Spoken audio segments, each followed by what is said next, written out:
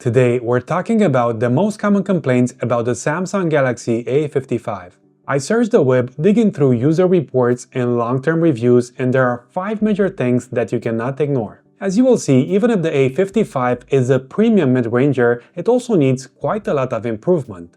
Let's begin with the 5 major things people are complaining about. First, we have to talk about how you actually get into your phone. The A55 uses an in-display optical sensor, but the feedback from users have been, let's say, frustrated. People are frequently reporting that the sensor is slow and incredibly inconsistent. I've seen countless opinions where users say it fails to recognize their prints even after 3 or 4 attempts. Some people can't get even through the initial registration process because the phone keeps telling them to cover the entire sensor. Some say the sensor just stops working entirely after a restart. You think a software update would fix this, but for many, the problem persists even on the latest ones. When you're paying for a premium mid-ranger, you shouldn't have to fight your phone just to unlock it. The second major complaint is about something more fundamental, the phone part of the smartphone. There are a significant number of opinions about inconsistent 4G and 5G connections. We're talking about calls dropping mid-sentence or the signal suddenly plummeting to edge even when you're standing in the middle of the city with great coverage. A lot of users suspect this comes down to the Exynos 1480 processor and how it handles different network carriers. There is nothing more annoying than having a 5G phone that constantly acts like it's 2010. Some people have found themselves toggling airplane mode on and off just to wake up the modem, which, let's be honest, it's a ritual we shouldn't be doing in 2026.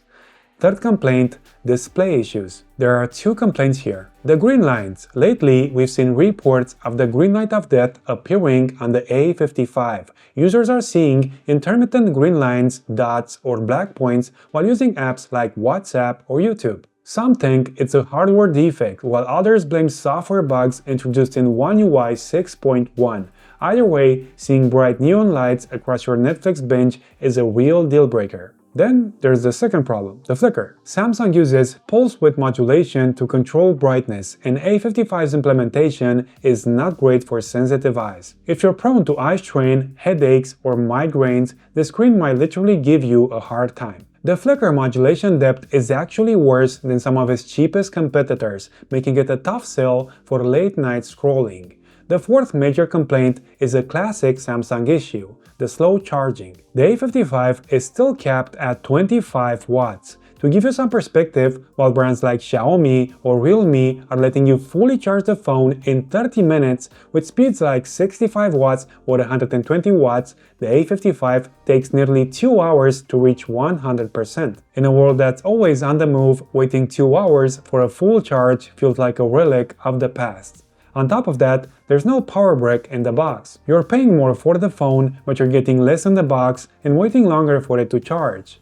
Finally, the moisture defect. There is a persistent error where the device claims there is moisture in the charging port even when the phone is dry. This wet port bug is a nightmare because it completely prevents the device from charging. I've seen opinions where people have tried everything: silica gels, dehumidifiers, hair dryers, and the phone still refuses to accept a cable. In some cases, it renders the phone's charging port unusable indefinitely. Imagine your phone dying and refusing to charge because it thinks it went for a swim, even though it's been on your desk all day. Before we wrap up, there are a couple of other things worth mentioning. Battery in the cold. Some people say that the battery drops significantly, sometimes 10 or 20% in just a few minutes when temperatures hit sub-zero. And then there's the weight. This phone is heavy for its size. At 213 grams, it's bulkier than many flagship Ultra phones. It's got that premium metal and glass build, but your wrist might feel it after a long day. These are the top 5 complaints about the Galaxy A55.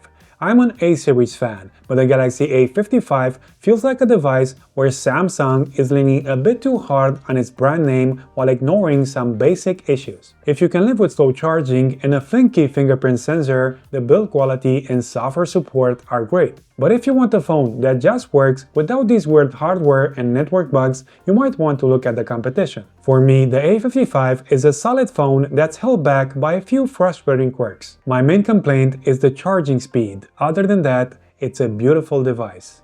If you enjoyed this video, give it a like and feel free to share your thoughts on the A55 in the comments. Have you run into any of these issues? See you in the next one. Take care.